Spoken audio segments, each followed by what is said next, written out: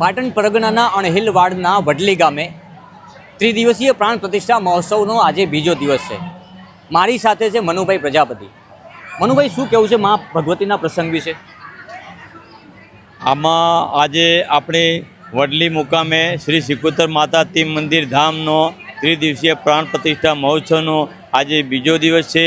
ગઈકાલે આપણે જે પ્રથમ દિવસે આપણા વડલી ગામમાં શોભાયાત્રા, કળશ યાત્રા અને સાથે 5 બગીઓમાં સંતો, મહંતો તથા ભુવાજી શ્રીઓ તથા આપણા ગામના આગેવાનો તથા સર્વે સંતો આ બગીમાં આરૂઢ થયેલ હતા અને હાથી ઉપર આપણા મુખ્ય યજમાન શ્રી અરુણભાઈ પટેલ તેઓ હાથીની સવારી ઉપર થઈને ગામની કોરમોર પરિક્રમા કરીને નિજ મંદિરે પરત ફર્યા હતા।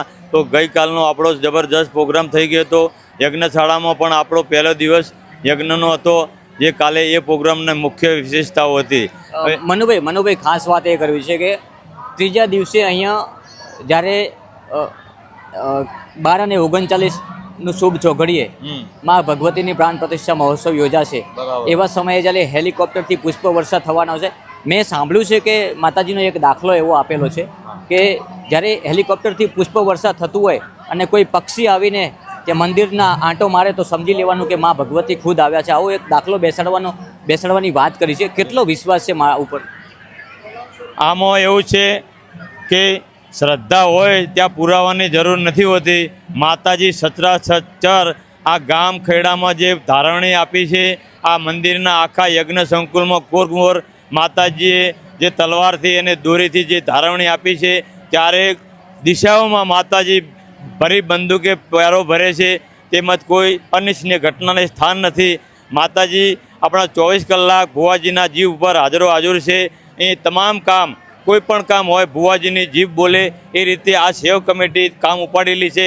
પછી આગળ કૂવો હોય કે ખાઈ આય એ અમે જોતા નથી। તો ભુવાજીની જે અહીંયા ભુવાજીની જે શાસ્ત્રમાં 19 વેદ, આપણે 18 વેદ કહીએ છીએ, પણ માતાજી આપણી છે તે 19 વેદ ભણે છે। જેવું કામ, જેવો પ્રસંગ, એવો માતાજી વેદ ભણે છે। એ તમે રૂબરૂ તમે ટીવી ઉપર અથવા યુટ્યુબ ઉપર તમે જોઈ શકો છો।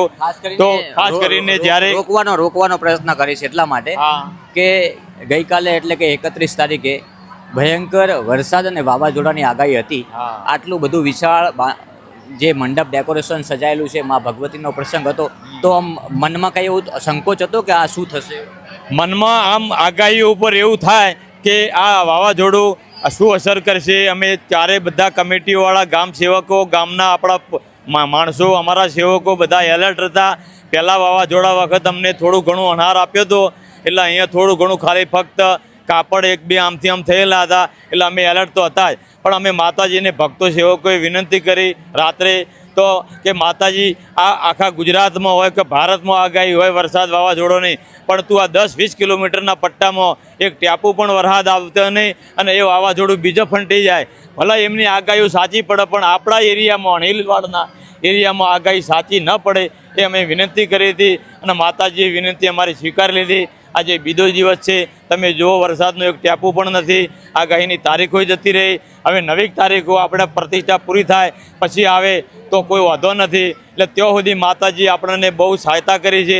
બીજું કે માતાજી અમને આ પ્રતિષ્ઠા પહેલાં જ્યારે ધર્મ બાંધ્યું હતું, ધર્મ બાંધે એટલે આ માતાજી અહીંયા કોઈ અનિશ્ચિત ઘટના ન બને, માતાજીની આજ્ઞા પ્રમાણે આભા મંડળ સર્વ આખા બ્રહ્માંડમાં માતાજી જે વેદ બોલે એ પ્રમાણે માતાજી અમને 5 ધીજો આપેલી, 7 ધીજો આપી છે। એક ધીજ એવી હતી કે આવતીકાલે ત્રીજા દિવસે જ્યારે 12-39 પ્રતિષ્ઠા હેલિકોપ્ટરથી વરસાદ થશે, ત્યારે માતાજીએ એવી આગાહી કરી છે, જ્યારે હેલિકોપ્ટર ફરતું છે ત્યારે કોઈ પણ ચકલી અથવા કોઈ પણ પક્ષી હેલિકોપ્ટરની આજુબાજુ આરપાર થઈને નીકળે તો માનજો કે આ માતાજીએ આપણી ધીજ પાડી છે અને માતાજીએ પ્રેરણા કરી છે। જેમ કે જ્યારે સિદ્ધરાજ, જ્યારે પેલા નવગણ જ્યારે જેનું શૂટિંગ ચાલતું હતું, ત્યારે જે ચકલી બેઠી જઈ હતી, પિક્ચર બનાવ્યું હતું, ત્યારે પણ ચકલી એને જે આહવાન કર્યું હતું ત્યારે અસલ સ્વરૂપે ચકલી હાજર થઈ હતું। આજે કળિયુગમાં પણ માતાજી સિકોતર માતાનો હાલે એવું આપણે જે બોલે છે એ પડસ ને અસલ દાખલા તો અમે પોતે નહીં કહીએ, પણ જ્યારે અહીંયા જે 25-30 વર્ષથી જે યજમાન ભક્તો આવે છે એ તેમને પુરાવા તરીકે તમે 1-2 લઈને પૂછી શકો છો। અમે ઘરના માણસો, ધારો કે તમને કંઈ ના કહીએ, જાતે અમારા વખાણ કરવાની કોઈ જરૂર નથી। આભાર મનુભાઈ અમારી સાથે જોડાવા બદલ। મારે એમના સાથે તો એટલા માટે વાત કરવી હતી કે ભુવાજીના મોટા ભાઈ છે અને મા ભગવતીની આરાધના કરી રહ્યા છે, તો એમની પાસેથી પણ હું કેટલાક ચમત્કાર જાણું. તો જ્યારે આ મહાયજ્ઞની શરૂઆત થઈ એની પહેલાં મા ભગવતીએ કંઈક દાખલા આપેલા છે અને એ પુરવાર થઈ રહ્યા છે.